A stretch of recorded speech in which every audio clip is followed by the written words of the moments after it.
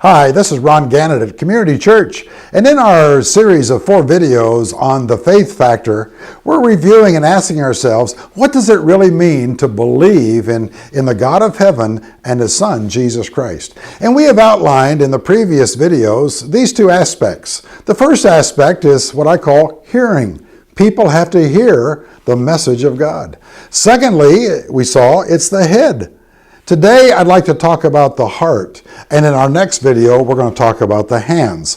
All 4 of these are aspects of the faith that God expects of us.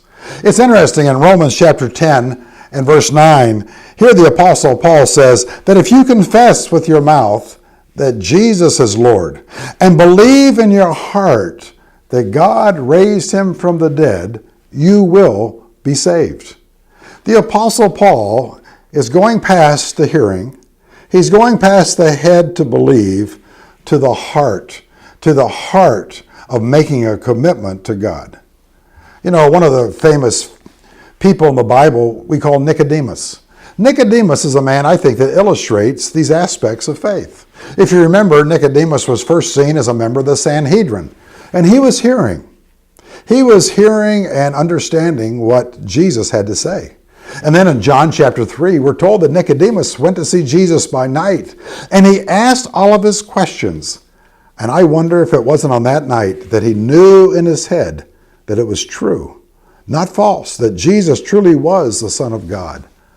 But there must have been something about the resurrection that moved it from hearing to the head to the heart, where Nicodemus believed. In fact, he put his whole career on the line by going with Joseph of Arimathea to Pilate to ask for the body of the crucified Lord. Here he put everything that he had at stake to demonstrate the faith, the belief that he had in his heart in the one who just died.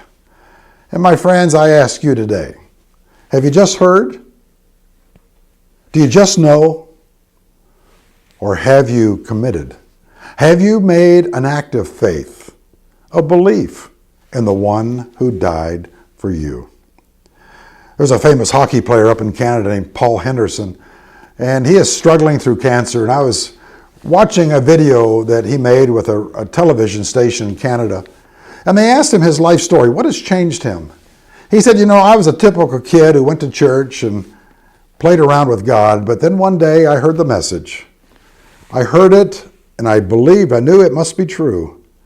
And that day I believed. He said, it's like I drove a stake in the ground. And he said, God, I'm not sure where I have been with you spiritually, but today I'm coming home. Today I want to declare to you that I love you, I confess you, and I ask you to save me and to make me your child.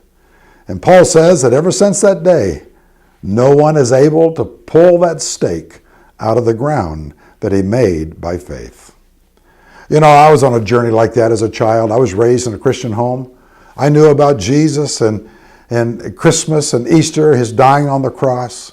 I knew that since I was born. At the age of 5, I prayed a little prayer of faith.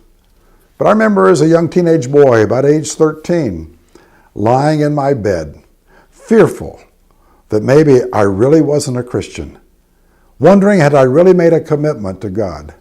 And that night I burst out of bed. I ran into my parents' bedroom.